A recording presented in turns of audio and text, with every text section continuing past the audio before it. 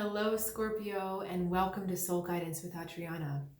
I have an intuitive reading for you today to show you where you are on your journey, and we'll also be asking for some healing messages and information about which direction you may need to take. So I want to also mention that I will be doing an extended video as well, coming off the back of this reading. So if that's something that's interesting to you, the link is in the description below. Okay. Message for Scorpio, please. Okay, we're going to go a couple different decks here. Okay, animals, bison, ritual. I love this card. And let's pull also some tarot for you. Okay, so we're starting from a place of authenticity. It's always good to start from that place, isn't it?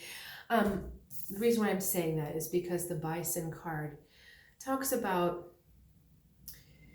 doing things for yourself and for anyone else that's connected to you, family, dependents, doing what you need to really thrive without question, without the need to explain yourself to anyone.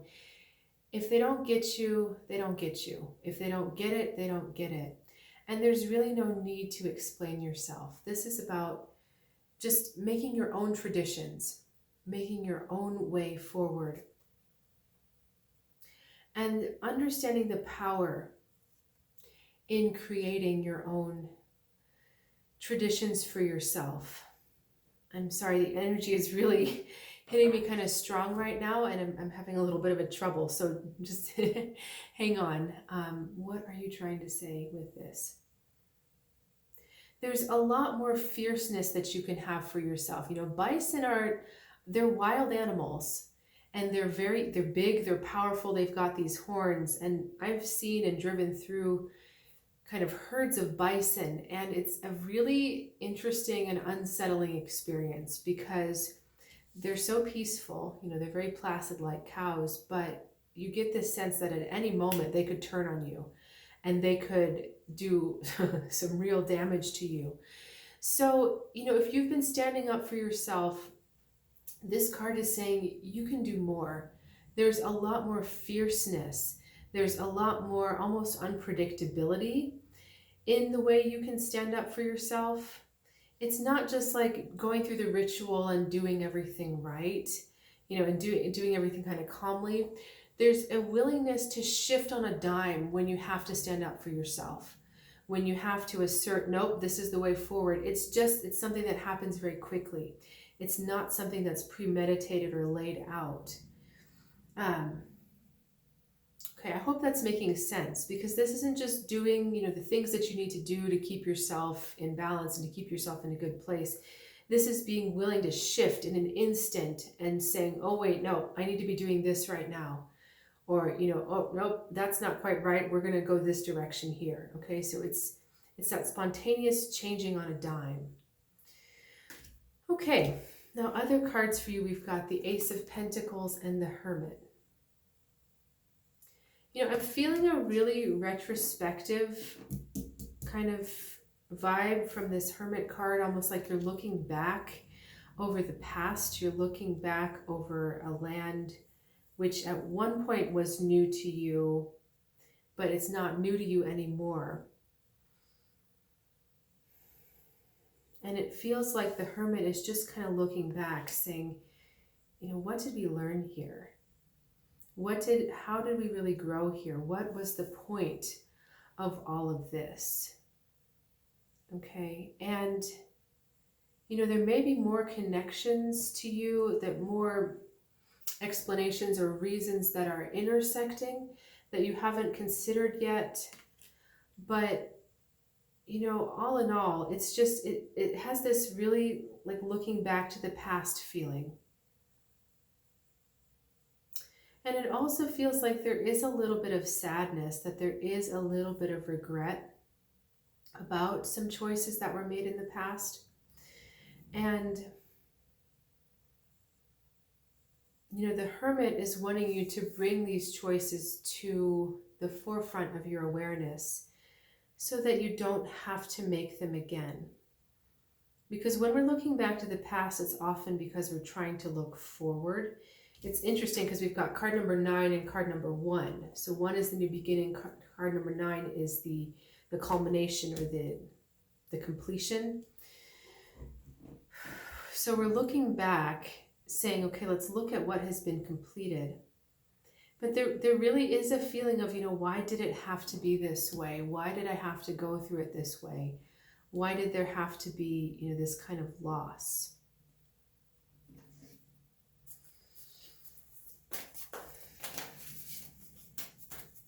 Okay.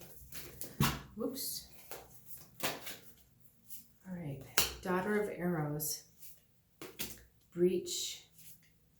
7 of Swords. Okay, Breach is the 7 of Cups. So you've got the Daughter of Swords, 7 of Cups, 7 of Arrows.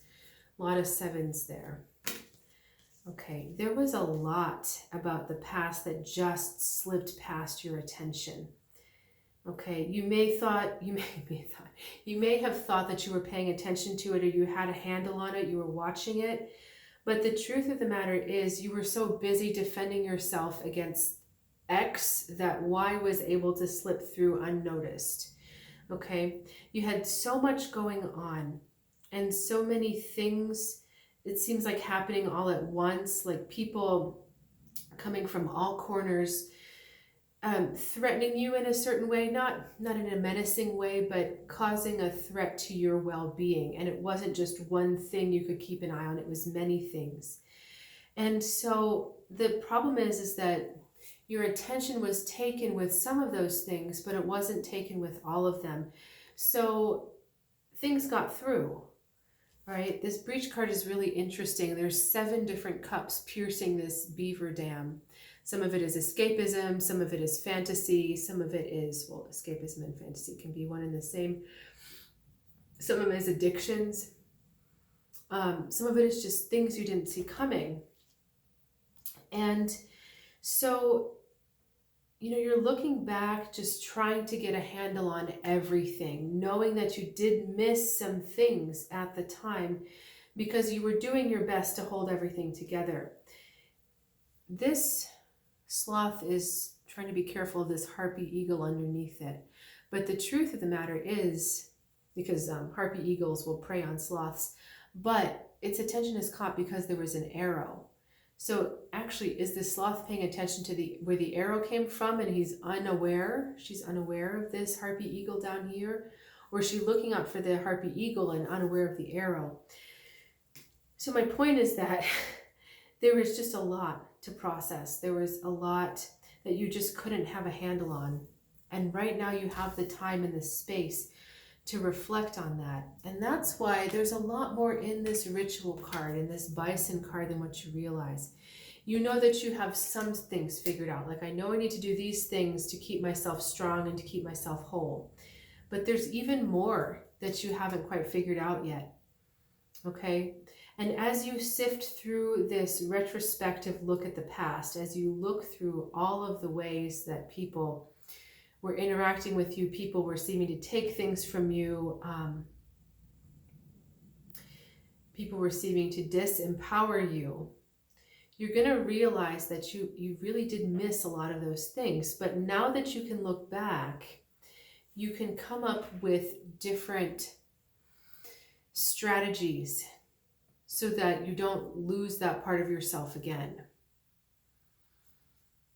Okay.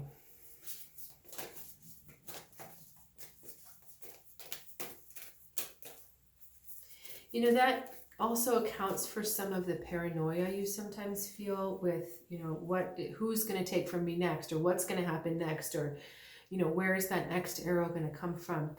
It's from this kind of shadowy awareness that you did miss things in the past, and you're so afraid of missing things in the present that you're afraid that you're going to miss things in the present because you missed things in the past.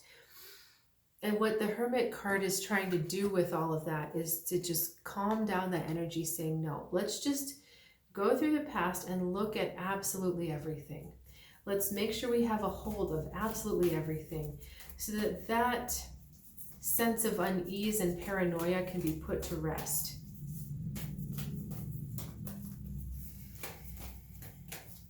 another pair of cards coming out for you. 8 of Cups and the Son of Horns. Okay. Now, the biggest thing you need to leave is enabling someone else's narcissistic or self-destructive behavior. That is the biggest thing you need to give up at this point. It's kind of like all of this looking back, all of this retrospection is happening so that you can reach this point of, I'm not going to enable this behavior anymore. I have moved on from being an enabler. I have moved on from catering to and centering my life around the type of person that is so just caught up in himself or herself. Okay, the type of person that puts themselves in dangerous or precarious situations because they're only concerned with their own selfish gain in the moment. Okay, this is not the type of person that looks for lasting fulfillment. This is the type of person that looks for quick fixes, that looks for, things to just be done from the outside in. And you've moved on from that stage. You've decided, it's funny, this is the Hermit in front of the moon, and here we see an owl, which is the Hermit, flying in front of the moon. So you're like, nope, I've looked back enough. I've seen this all enough that I'm ready to move on from this point.